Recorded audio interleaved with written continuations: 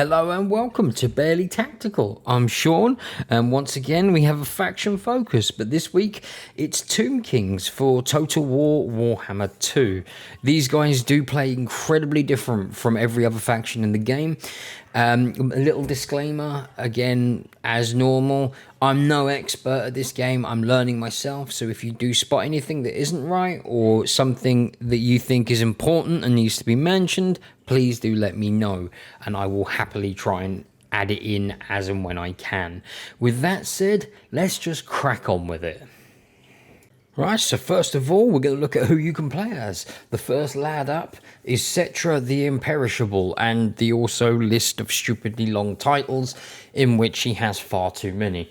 The bonuses you get as playing as Cetra is Public Order +2 for all provinces, Growth +10 for all provinces, Construction Time -1 for province capital / settlement buildings, Leadership Aura size is 100% extra, Casualty replenishment rate is +10% for Tomb Guard and Skeleton Chariot units in the Lord's army. And that's pretty much it. He's easily the go-to guy for the beginning campaigns. If you want to learn Tomb Kings, Cetra is generally the first one you want to go for. So with that, let's have a little look at the next one. So the next boy is Grand Hierophant Katep. I think that's how you pronounce it. Probably not. He's the one that everyone forgets about because he's not as good as the other guys. He's not as interesting. Poor sod. He comes with canopic jars generated per 2 per turn.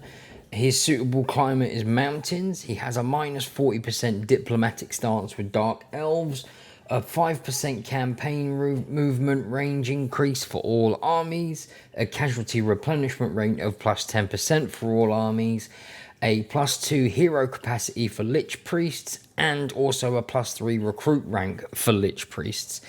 Now, I haven't tried this guy out myself, but I have heard he's probably the hardest campaign out of the Tomb Kings.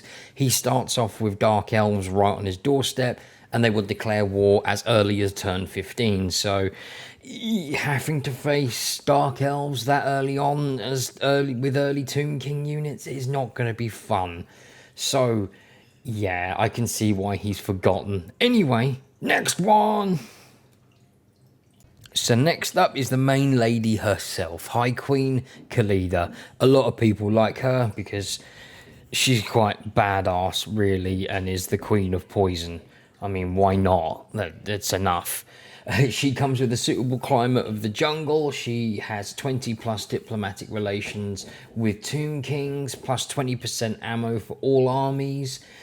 She enables poison attacks in the Lord army, -50% attrition casualties in the Lord's army as well, and also untainted +3 in the local province. Now, Khalda is an interesting one. I think she's very much, it can go either way as her with the campaign. She starts off with lizardmen close to her, vampires close to her, Skaven not that far as well, the same with orcs.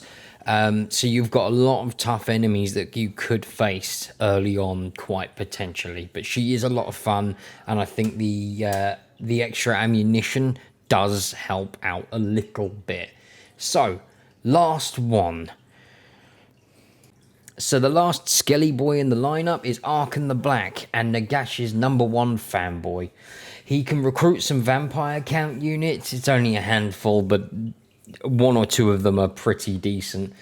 He has -50 diplomatic relations with Tomb Kings, +20 diplomatic relations with vampire counts, Winds of Magic Power Reserve +10 for all armies, Vampiritic Corruption does not affect Public Order, and melee attack and defense +5 for embedded heroes in the Lord's army. Now, Nagash is a difficult start, not the hardest. I'd say he's probably mid-range, but he's a lot of fun, and he's probably my favourite because of the fact he has Hex Wraiths, which are amazing in Total War Warhammer 2, in my opinion. And that's it, really. I think now we will move on to the next section of how they play. So, how the Tomb Kings play. They are really interesting. They play completely different from a lot of the other factions, if not every single faction, actually. What you're going to be seeing on the screen is the Cetra the Imperishable campaign on Mortal Empires. It's on easy just for quickness, and also you'll see all the bits I'm about to speak about popping up in various different places. I apologize for that. I don't chop up things as well as most other people, so hey, bear with me. Now, the first thing I want to touch on is their units. They actually have no initial gold cost, which sounds like a really good thing, and they have no upkeep cost, which again sounds like another really good thing, but it's balanced out really heavily by the fact that the Tomb King's buildings cost an absolute fortune to build. Their economy is also very poor, at least early games, so that again balances out the fact that the units are essentially free quite well. With the economy game being so poor with the Tomb Kings, you're going to want a slower paced beginning of the game. You're not going to be aggressively expanding. You're going to be focusing on the province that you started off in, building specific buildings for your army and for your infrastructure. There are some cheese tactics that you can use to get around it, if that's your kind of thing. If you're playing on legendary and that kind of difficulty, you know, you're not going to want to sit around for too long. But if you don't want to do that, generally speaking, you're going to want to focus on building gold producing buildings and growth producing buildings, because all your decent units are high tier. You don't have access to many low tier good units. That being said, the military unit system is quite interesting as well. These are the Tomb Kings are one of the factions where your troops are restricted of recruitment number, depending on what building you have and how many of that building you have. The exception to this is there's two low tier units which have no restriction on them. They're going to be like the backbone of your early game armies. The prime example of this, your first ranged troops, which is the skeleton archers, you need the crypt barracks to be able to even have any of them. And even then, when you've only got one, you can only have 4 units of archers until you manage to duplicate more buildings. That's not generally a problem early on, because of the fact you're only going to have one solid army for at least 14 turns to begin with. So you'll be able to churn out a relatively balanced army at the beginning. After that, to build up other armies, which you're going to need to, because the Tomb King's units at low tier aren't the best. They're relatively squishy. So you're going to need to make it up with numbers. The only way you can then recruit a second army is you need to research one of the 6 dynasties from the tech tree. They take 14 turns for the first choice to be completed, and after that, each choice increases in duration due to a minus 30% research rate debuff with each unlock. So getting a second army and third and fourth and fifth is a lengthy process. Kind of can be handy, because obviously you need to be making sure you're building the right buildings to support both armies if you don't want to have just a full stack of skeleton spearmen, which I'm currently doing in my Arkan, the Black Hard run over on Twitch. I ended up having 3 or 4 armies of just skeleton spearmen to make up the numbers, with one good army following them around. So the last thing I want to touch on for the campaign mechanics is the Books of Nagash. This is a Tomb King's unique thing. You need to collect 5 of them. I believe it's 5. I could be wrong. Please don't be afraid to tell me if I am.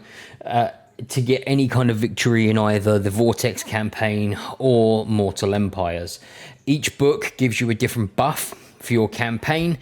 They can vary widely, from being able to recruit certain units to increasing your tax rate, increasing how many canopic jars you get per turn, those kind of things. And you generally have to obtain these by either securing a specific settlement or taking out a particular army, which you will be seeing on the screen now I've actually lined something up right. Go me. So these are very important. They can be really, really helpful if you plan them out with which one that you want to get, like the tax rate increase one. It will help you out no end because of the poor economy. Anyway, let's crack on to the important units. So the first important unit is the Skeleton Spearmen. They're available straight away and with no restrictions on the amount that you can recruit. These are going to be your bread and butter frontline for quite some time until later on, much later on. Even with the possibility of running entire full 20 stack spearmen armies just to bolster numbers, because as I said earlier on, your early game units really are not the strongest, so you're going to want quantity over quality for quite a while. Next in line is the Skeleton Archers. These are your earliest possible ranged units that you can recruit anyway. They have good range, they've got good damage, they're not terrible. They will deal with most early game units relatively easily as long as you position them right and that kind of thing. The main drawback with them is that you can only recruit 4 per crypt barracks, which is a bit of a pain in the backside. Now for the constructs, the hulking units that send everything flying and look damn awesome while they're doing it. These are going to become the backbone of your armies later on, and you're going to want to try and get them as early as you can. The earliest unit you will get is the Ushabti, I think it's pronounced. I'm sorry. At tier 3. Everything else is higher, but well worth trying to get as fast as possible. The main units you're going to want to have is the Ushabti, and the Ushabti Greatbow, Tomb Scorpion, Bone Giant, War Sphinx, Necro Sphinx, and the Hero Titan. I'm really murdering all of the pronunciations. Oh, I'm sorry. There's one artillery unit you're really going to want to get in your force, and that is the Casket of Souls. This is a bit of an odd one for the campaign because you can only get it through performing a rite, which costs 5,000 gold, so it's not cheap, and you have to have an army of 20 units. Whilst it seems like it's a very steep cost, this unit is absolutely insane and will wreck things very early on and provide you with firepower that you really, really need. So try to grab at least 1 or 2 of these in the early game as early as you possibly can. Now for some honourable mentions. This is very specific, well, at least 2 of the choices are very specific on which lord you have picked.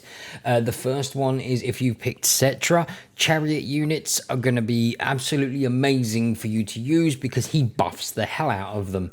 The second one is if you have chosen Arkan the Black, as he gains access to Hex Wraiths, which in my opinion are how cavalry should be in Total War.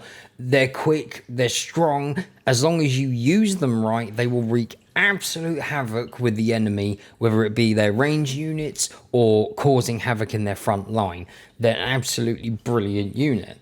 The other one is the actual Tomb Guard themselves. Once you have generated enough buildings later on, you will be able to field them as your front line, getting rid of the weaker Skeleton Spearmen, so you'll have a formidable front line that is slightly stronger than it was before.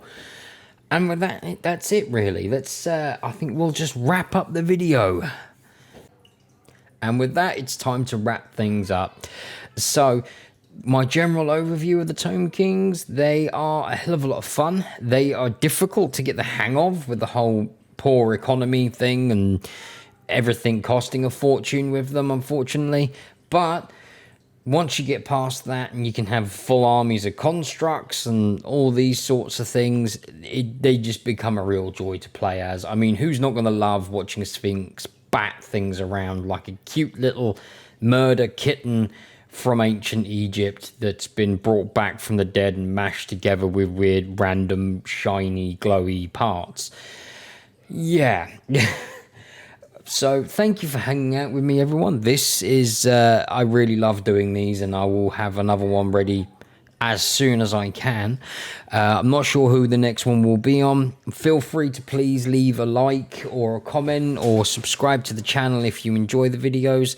I would love to get your suggestions as to who I should take a look at next, so please feel free to let me know below.